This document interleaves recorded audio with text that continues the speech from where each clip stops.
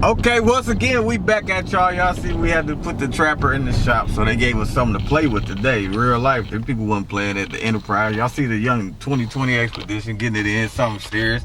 But hey, here go the book. I'm your mans. We back. Y'all know we said we doing the segue into love. So we gonna start it off real simple, because I don't want to overwhelm y'all, because some of y'all ain't ready. You think you know something, but you don't know.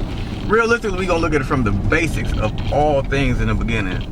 Let's ask ourselves, first and foremost, how do you look at love? Because a lot of y'all don't look at it in the right concept. Y'all look at love as, oh, I'm crazy about this person and I want to be with them, or I love this car, or I love this job. But what aspects make you love it? What makes it so inviting, so enticing that you want to do this or do that, that you feel like you love this? Have you thought about that? Have you put that into your mind and said, collectively, like, is this worthwhile? Is this really what I want to do? Because a lot of times I've heard the concept where people say, well, the cliche rather, that, well, they fell out of love. Well, how do you fall out of something that you so adoring so much and you want so bad and you just have to have in your life? How do you fall out of something that made that much to you?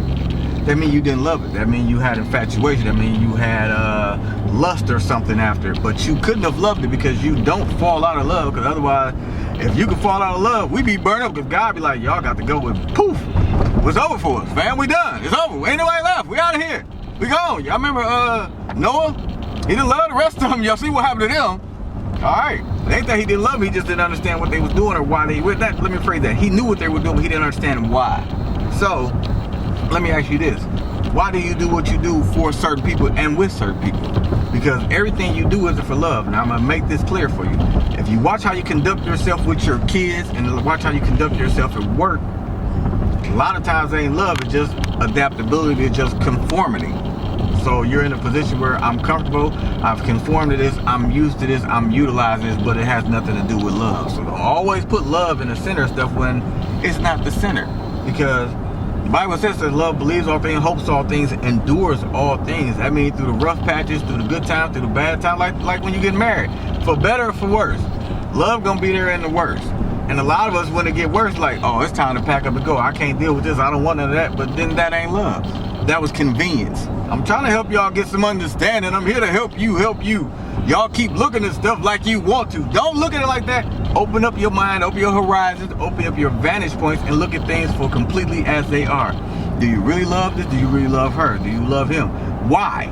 Then start asking yourself why. If you start naming off a whole bunch of different attributes or different, let me rephrase that, not just attributes, but qualities that quantify that person, that ain't love. Because when they fall short on one of these aspects of their life in your presence, then you like, oh, I'm good. Like, no, they ain't tripping. No, they ain't tripping. Just that you realize in all actuality, it wasn't love. Because a lot of us meet somebody, you take them home, you do what you do, bam. You're in a relationship, but you don't have no idea who you just messed with. You don't know if you don't went to bed with the enemy.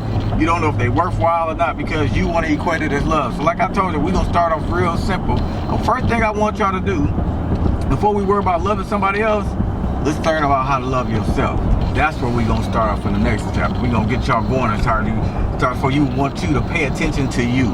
Acknowledge you, realize what you're capable of, what you do and don't want to do. Like I've said that many occasions, that figure out what you really want to do for yourself, but before you can figure out what you want to do for yourself, figure out how to love yourself, which means taking time out for you, loving you, caring for you, and doing little things that don't just quantify you, that qualify you to be whom you are and make you who you really want to be. You got to really sit back and dig into your inner being and sit back and search yourself and be like, why am I doing this? Am I doing this? Is it worthwhile? So with that being said, y'all know it's always love, for real. Since we talking about love and it's always love, and we talking about love and always love. Oh, must be me. Hey, it must be me. Always love, y'all. Must be. Y'all like to put that in there too. Y'all wasn't ready. Again, hey, grab y'all copy. Ooh, y'all don't quit playing with me. Y'all know this. That is not the Lord's work. You not having this book. Get your book. You tell me something. Get the book. All right. Peace.